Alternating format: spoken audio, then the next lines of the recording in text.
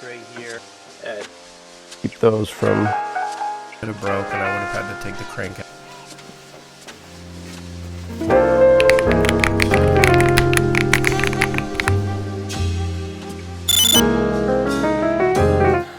Alright, so my last video is currently uploading right now, so hopefully you guys will be able to enjoy that soon.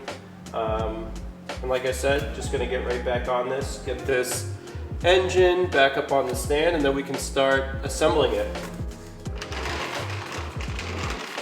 Hopefully this is the last time we're putting this on the engine stand and taking it off. I feel like I've done it a lot of times in this series.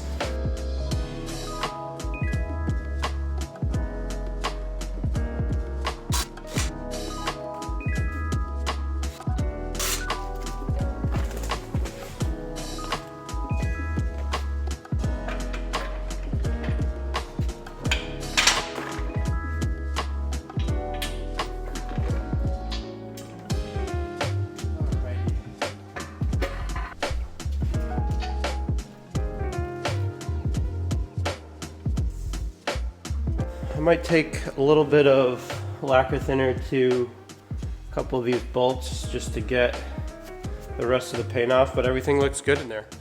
There's a tiny bit of overspray here, which again, it wipes pretty much off by hand, but I'll get a little lacquer thinner on there.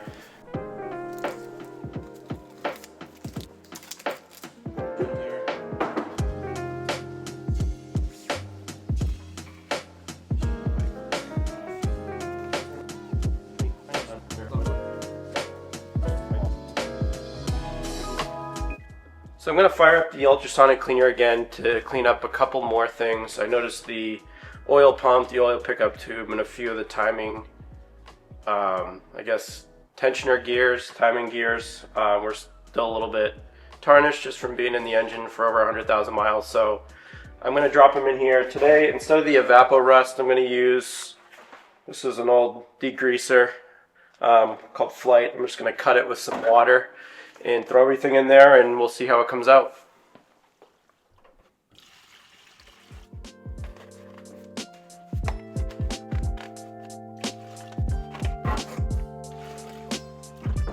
So here are all the parts that are going to go in there.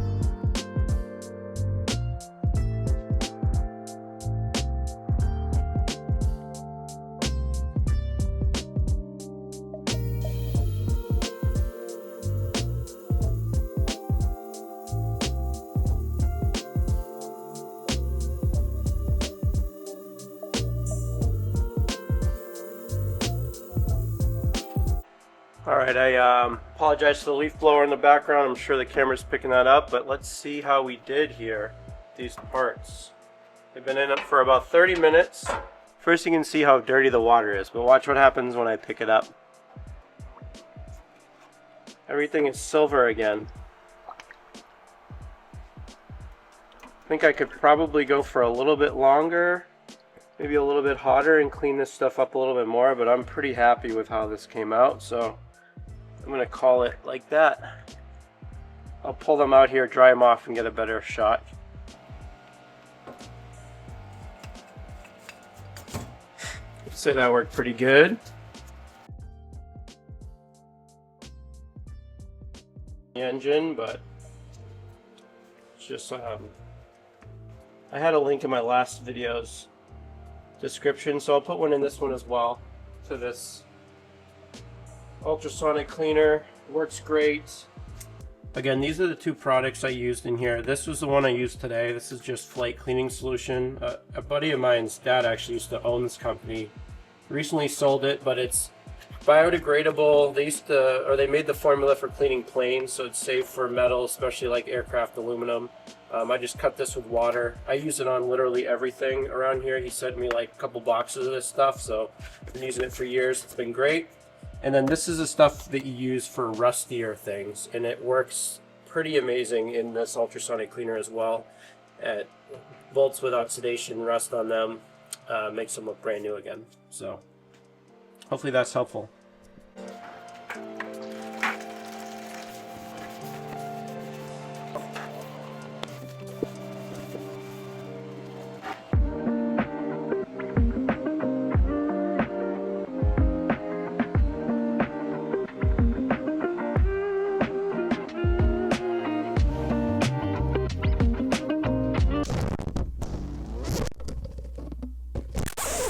So those of you that don't follow me on the internet or on Instagram, you might not know this, but recently me and a friend of mine launched a brand called Synchronized Spirit that's more focused on car culture as a whole and less on the build series. But I did post a little bit more higher quality video to that channel detailing the brake and stance implications that you have to consider when doing not only just brakes, but stancing a 944.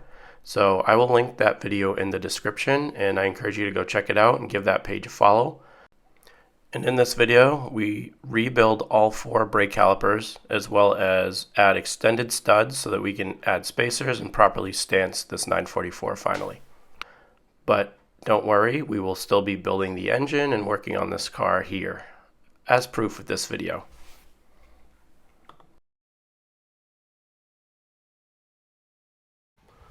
All right, so today we're going to get back into the engine. It's been a couple months since I ended the last video. Been working on the brakes on the Porsche, but all that stuff is done. Now we can get on this, get the internals in it, get to work. So I think first what we'll do is probably the crank, and then we'll assemble the rods.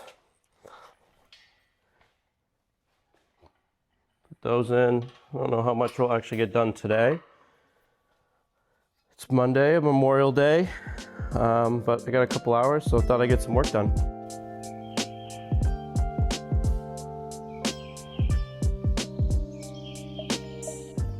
All right, let's get all this stuff together here. Use this little tray. So it's tucked in this corner this whole time has been my crank, my head. Kept it all under cover. Give this a wipe down before we put it in, but we need that. We need some no Bori flags, gotta hang those up.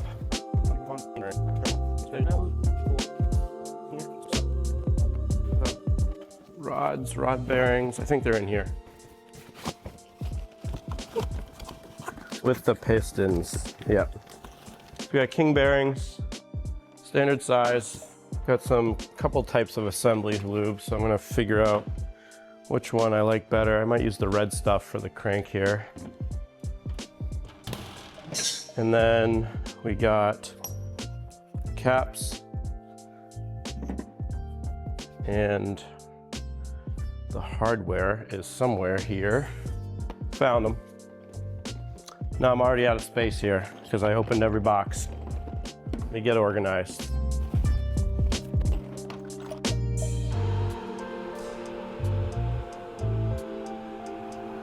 All right, so throughout this build, this is going to be a see something, say something type of situation. If you're watching this and I'm doing something wrong, just tell me. I'd rather be wrong and have a running car than pretend to be right and have it be broken. But so first we got to drop these in. I'm going to check and make sure that I have them the right way. These are the top, they have a little ridge in them for the oil to get through. So I'll start with these. I'm gonna get a rag and just wipe this off. It's a little dusty, but I did coat all this with WD so that we wouldn't get any corrosion while we waited. Wipe all these out. Consult my phone real quick. All right, so let's put these upper bearings in. I get a lot of people who ask, like, how do you know how to do all this stuff? And I think the important part is to just know what you know. I don't know the machining part. I know it needs to get done. So you find someone who's really good at that portion and have them do it. What I can do pretty well is assemble things. So that's what I'm doing here. So upper shells have little grooves in them. They let the oil go through. This oil passageway is right here in the block. That's keep your rods nice and greased up. Now back on the machining part, It's important, like I'm using all stock tolerances here, but still you don't know the junkyard engine, how worn everything is. So I did have the machine shop. They took all of this stuff with the measurements and checked to make sure that everything was in tolerance, which it was, before they did all the other work. So let's snap these in. This goes right in here. Make sure that they're somewhat flush with the block. They might not be perfect, but once you put the crank in and put the mains on, it will even it all out. Now there's one other part in this mess somewhere which made this whole thing take a lot longer, and that is some thrush washers, which are around here somewhere. Let me find those. So these are the thrust washers from FCP.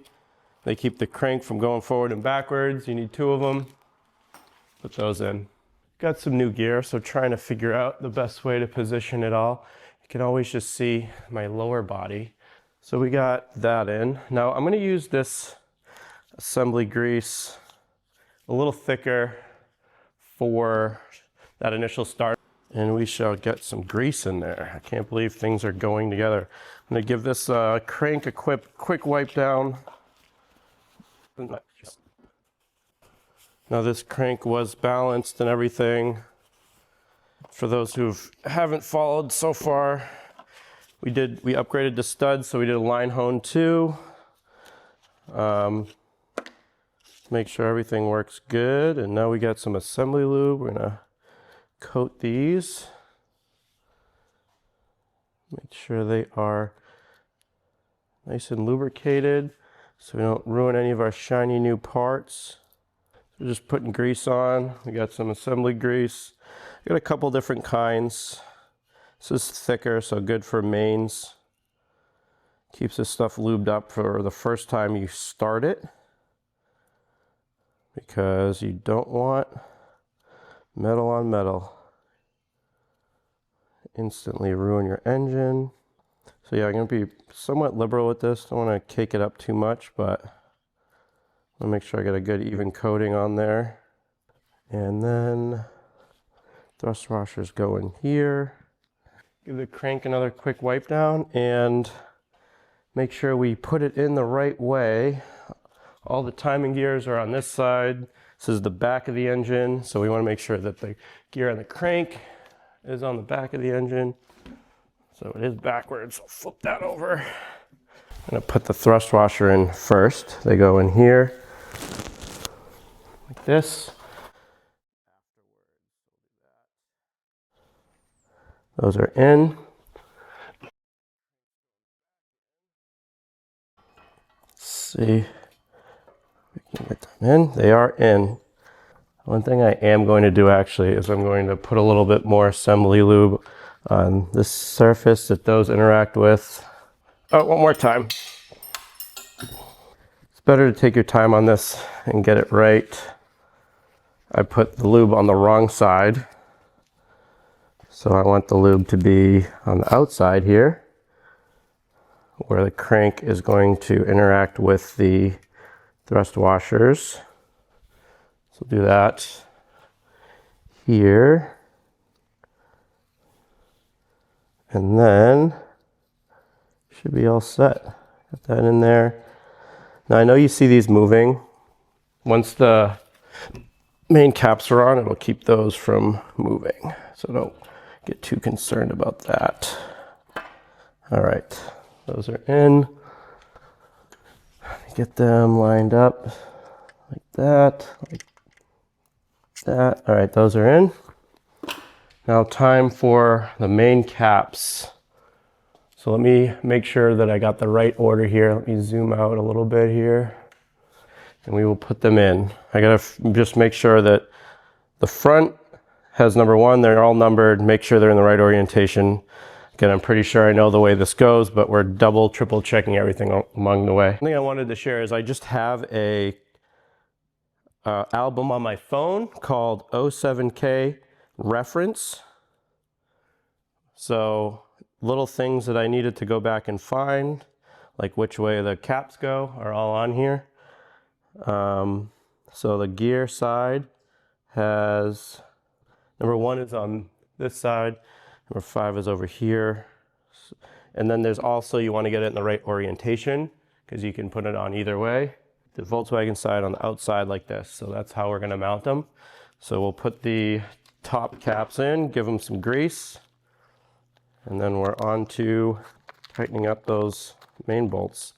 And we got an engine going together finally. So these are vacuum sealed, very hard to open. Now I got these bearings from, again, King bearings.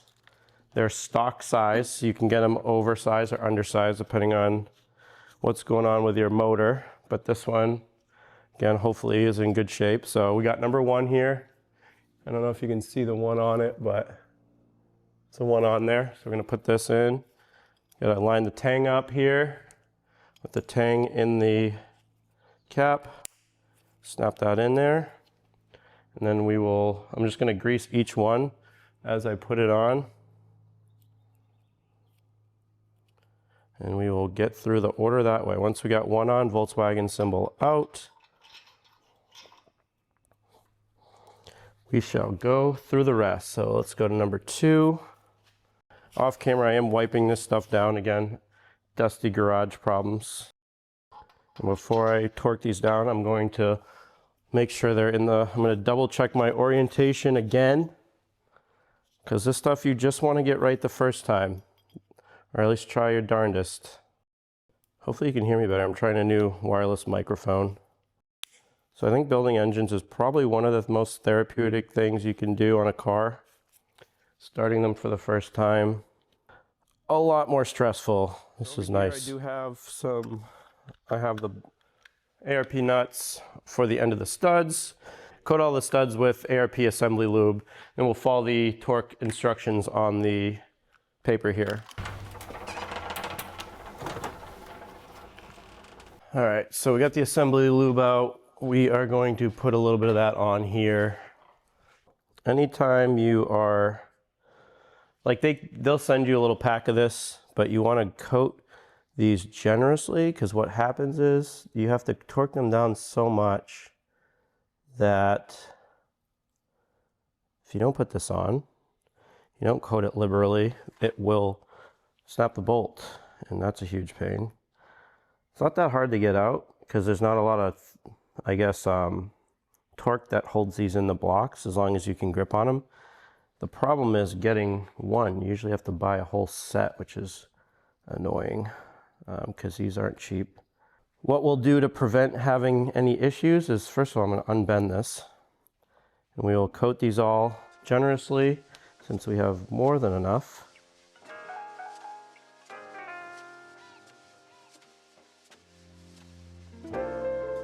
So some people ask where I learned how to do this stuff. So I'll tell you. When I was in high school, another rag, my high school had an automotive technology program. I'd always been interested in cars, so I'd always watched like Power Block, Engine Builders, all those things on Saturday mornings when I was a kid. I had some family members that were into cars. But I took a formal class in high school where they would bus us to what was called the Manchester School of Technology, which is still a thing. If you have kids in the Manchester School District in New Hampshire, they have a bunch of stuff, but one of the classes was automotive technology and learning how to do a lot of basic maintenance, like brakes and oil changes and stuff from an actual like ASE certified mechanic / teacher. But the final on the class was assembling or disassembling and assembling a motor. We actually learned how to pull the motor in class 2, but everyone had their own engine. They were in various states of disrepair from junkyard cars, but mine was from a Ford Taurus. It's a V6. And what's going on with this one? And you have to pull it apart, check all the tolerances. That's how I know that that needs to be done. I know how to do it to some extent, but again, that was, gosh, a long time ago now. Almost 20 years ago. Missing a washer. So I need to find that. I probably doubled up on one of these. Yep, first one. So I learned how to do it there, check tolerances, had to take it apart, deem whether it was fixable, so that we had to take out like a, I don't know, it's like a Bentley manual type of thing that told you like what the acceptable tolerances were in the engine for wear. And then we had to put it all back together.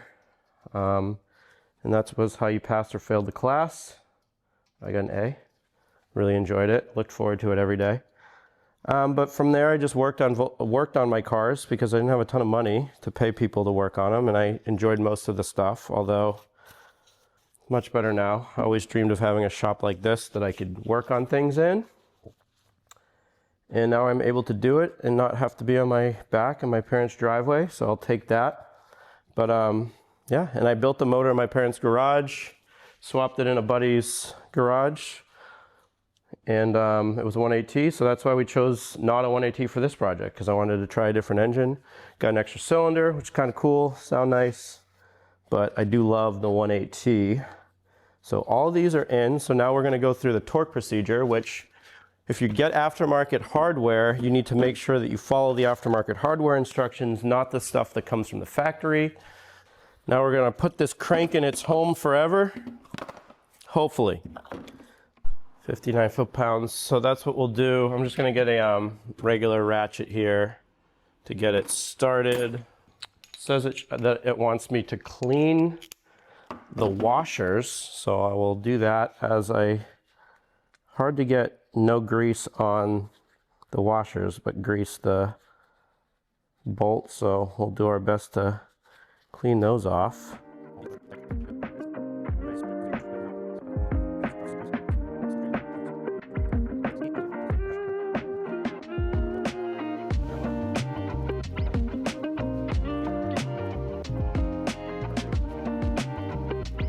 A little brake clean.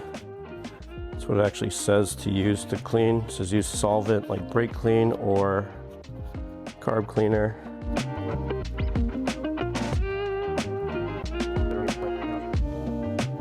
So now we will start the torque sequence.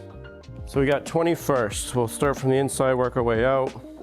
It says to use the manufacturer's recommended torque sequence. So I'm just gonna make sure that I got the right thing. Start with the center. Cap 3, then towards the end, 2, 4. Okay, that's what I thought.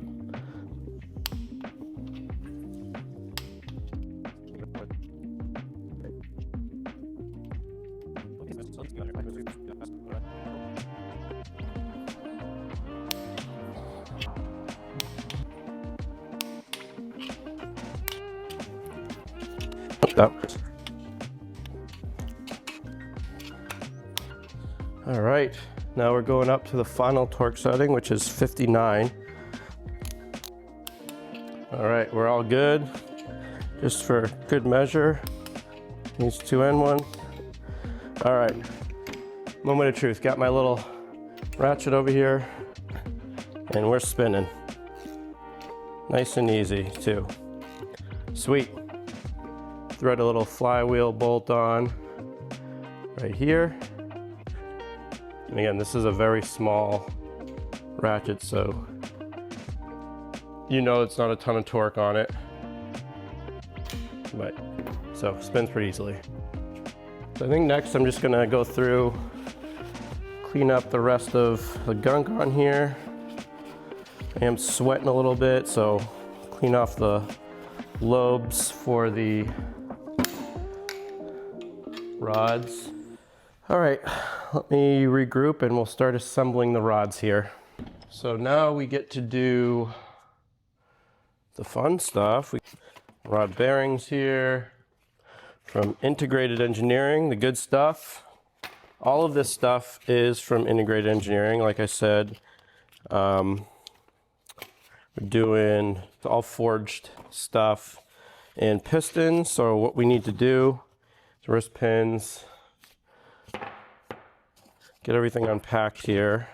I might just take these out and we'll start putting all this stuff together. I think what we'll use is this assembly lube for the wrist pins and stuff, and then for the bearings I'll use that same red stuff that's a little bit thicker.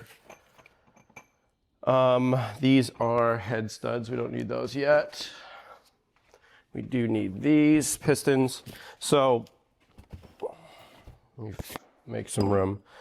Integrated engineering does have like a specific orientation you have to put the rods in. So I am going to double check that before we do anything. But here are the rods from IE. They're so pretty. Let me get this focus off. Yeah, so pretty.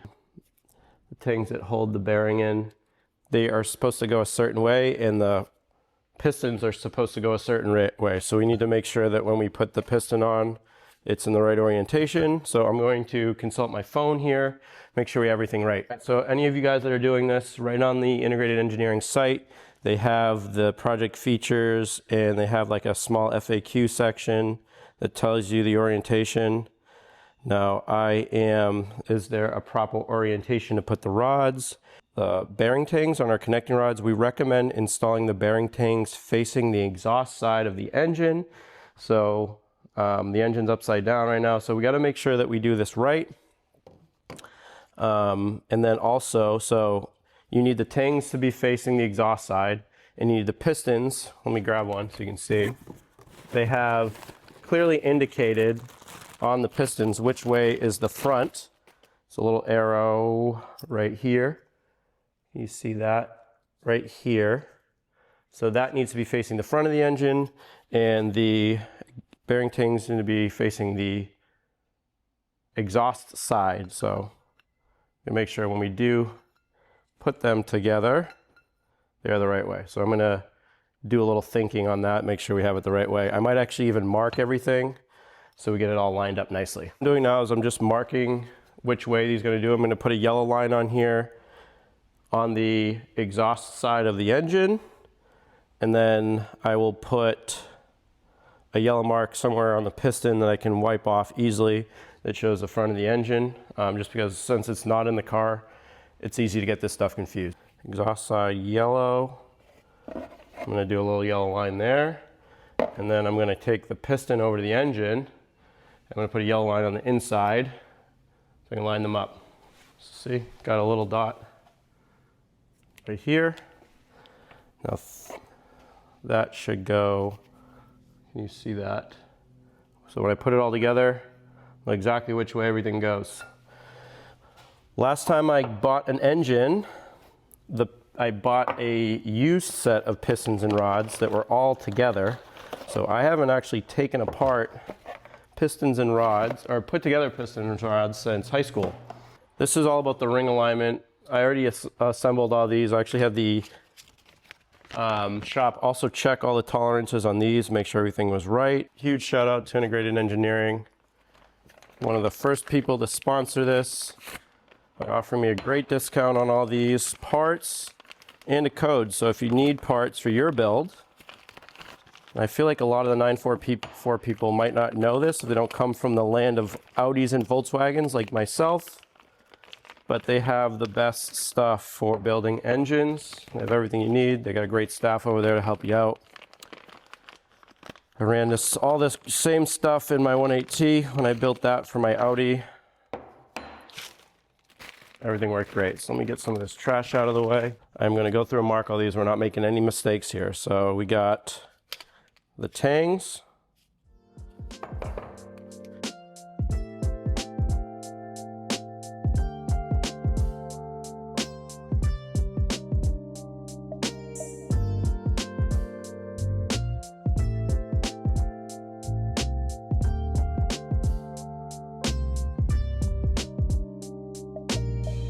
Side. So now it's pretty foolproof. Put all the wrist pins in. Now I have never done these before, so this should be interesting, simply because there is little snap rings you need to get in, and there are a little trick to it, and I don't know that I know the trick, so we're going to be figuring it out together. So we're going to unwrap these, use this. So these are the wrist pins. That's what holds your pistons to your rods. Now they have these little clips that hold them in place. So we're going to keep these all together here. Now what you're going to want to do is you're going to want to put one in. There's a little recess in here, so the people that do this really well can do this with their fingers. All right, almost got it in. I think I found the secret, but there's a little hole in here. Feed it the rest of the way in, so almost all the way in. Oop. We got it. Yep, we got that in. So we want to be careful not to scratch where the wrist pin contacts the engine, but got one in. Might use so we'll put a little assembly lube on here. Again, this is a little bit less thick than the red stuff that I put on the cranks, but take this and we'll line that up with the line that we put on there, that side, and then you put this side in.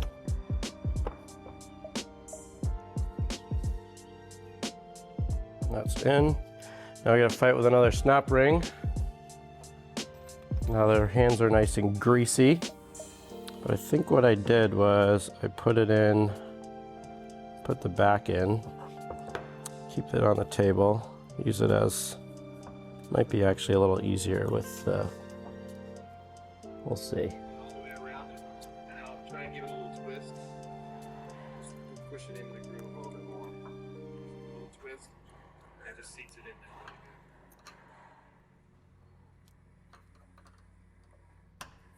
good. Okay, some of the important issues you need to keep in mind. There we go. Piston clip is not to Watching the Wiseco channel, they said they like to have the clips facing up or down. So right now they're facing down, but I think I figured out the way to get them in. So that's one piston done. You see the yellow lines are lined up. On to the next. Let's see if we can get this a little bit more efficient this time around. Use this plastic so I don't scratch anything. So what I did, and I think this is also what I did, which made it easier, is I put it face down on the bench. You gotta get it started. You're clipped into the groove in there, and then you slowly, oop, that in there. That is clipped. And then we'll get another wrist pin, get it nice and greased up. The yellow line, line it up with the other yellow line. We'll push that in. And we get another clip. Do the same thing. Make sure you're in the groove. Again, you gotta make sure it's in all the way. Holding it, and then you just work your way around, and you see how it's almost all the way in, still hanging out a little bit. And go like this, and then that is seated. You might see why you want to get this right the first time. I can't imagine how hard those would be to take out.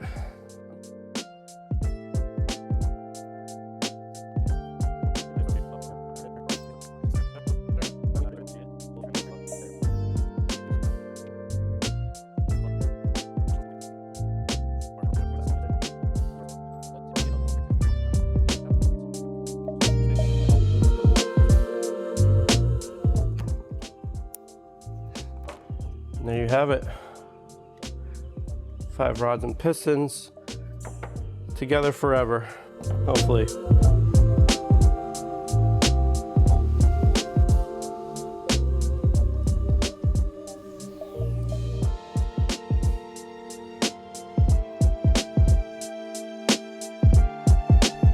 So at this point, my microphone was not working, so I'm just explaining here that with the rods, they can only go together in one way because these are created in one piece and then they are actually cracked. So on these rods, you'll see there are numbers on each side. That's how you know that that side goes that way and the other side is blank, so you know the right orientation. So what I'm doing here is, in order to install the pistons, I like to soak them actually in some oil. Now this oil is black because it is the stuff that I put in the Porsche, but it is brand new.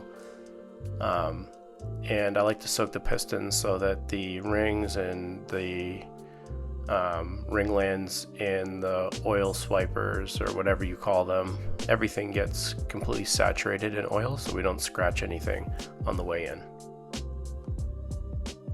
And after trying with my electronic impact gun and a ratchet, I could not get these rod bolts out, so wrap the rod in a towel so I didn't scratch it and took them out the old-fashioned way.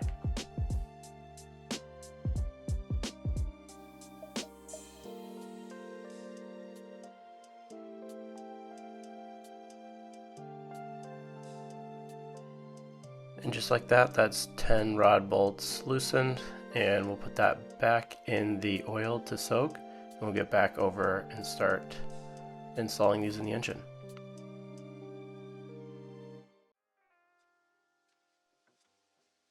And I wish I knew what I was saying here, but I believe I'm saying that we will pull these out, we will coat them in that same ARP assembly lube, and then we just make sure everything goes back together. We'll use the same red assembly lube for the rod bearings as well. So here we're just installing the rod bearings. They are all the same in this setup, so we'll snap them in here to the top of the rod.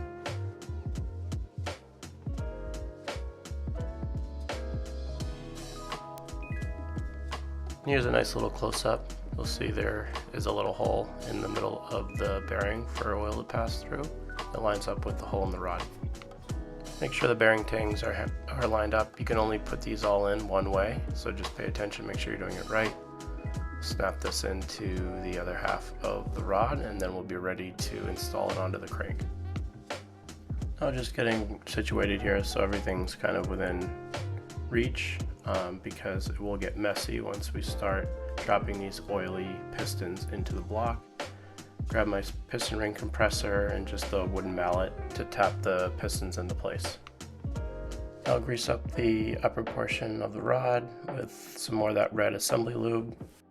Went and grabbed an extra shop towel just to coat the cylinder walls with some oil. And now what you see me doing is I'm actually making sure that the rings, the opening on the rings, I should say, are on opposing sides. That helps with blow by and things like that.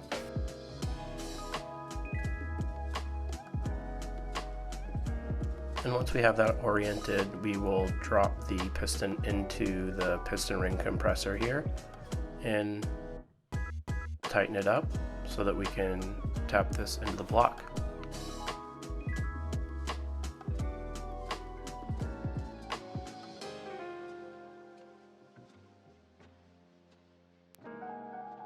Pro tip I learned, don't try to do this on top of a rag or else you'll keep getting the rag stuck in between the piston and the ring compressor. One more double check to make sure we have the orientation right, and we'll sit this right on top of the block and tap it in with the handle of a mallet. Be sure to use a wooden mallet here. You don't want to damage anything. On this first one, I'm really taking my time, checking to make sure that it falls into the right spot.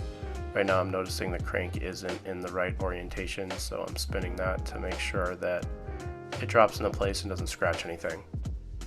After this, it goes a lot quicker. Comes the extremely gratifying feeling of the piston dropping right into its home. Now I'll slowly guide it onto the crank.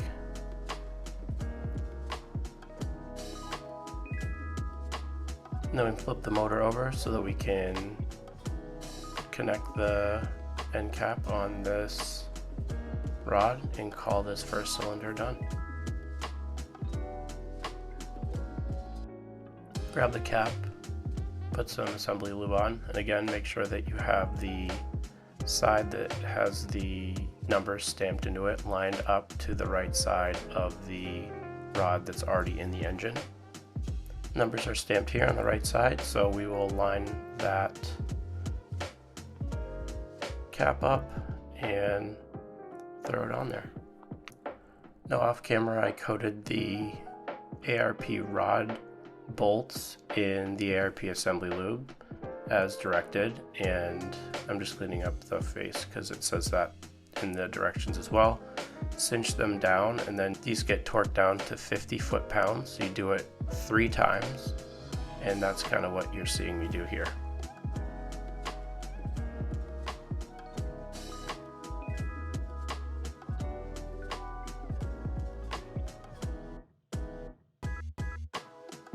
Since I have all the stock internals right next to me, I just wanted to show you guys a little bit about the differences between the stock piston and rod setup versus the integrated engineering setup. Now you'll see, besides the stock one being extremely gross and old and dirty, the size and construction of the rod itself. Now integrated engineering makes their rods out of forged steel. Those are cast on the stock ones. They're much thicker and stronger, similar to the piston itself, also forged and able to handle boost. And then if you look at the wrist pins themselves, the thing that holds the rod to the piston, the integrated engineering setup is much thicker. So all in all, this will just be able to handle a lot more power, handle things like boost, and not have you worrying about throwing one of these rods out the side of the engine. Now that you've seen me do this once, I won't bore you, so I will time lapse the rest of this assembly. We're just going to do the same thing 4 more times with the remaining 4 pistons.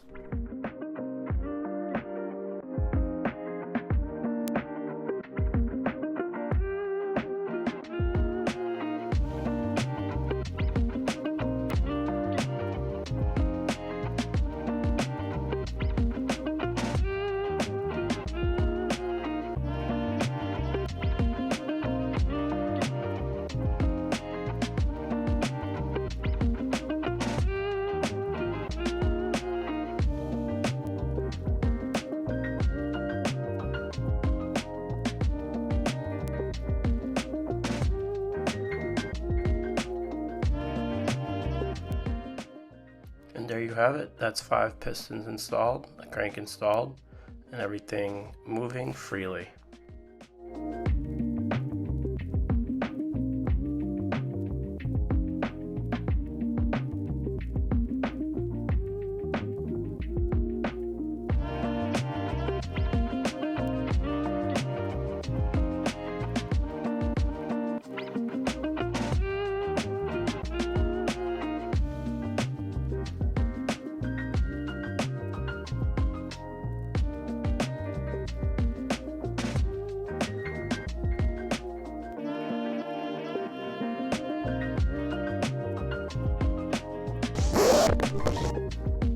Now, because I do want to show everyone every part of the build, here's one of the unfortunate ones. After I filmed those last shots, I went back to double check the torque on all the main studs, and my torque wrench stopped working. It never clicked. I over torqued one of them, and at this point it's pretty late at night, so I said might as well go try another one. Did the same thing to the other one. So this torque wrench is junk, and unfortunately I'm going to have to order, or at least try to source, 2 more studs, which I'm sure I'll have to get an entire set, and a new torque wrench. Now it could be worse. They could have broke and I would have had to take the crank out and fish them out of the block. Luckily I was able to just unscrew them. So stand by, and hopefully by the next video this problem will be fixed.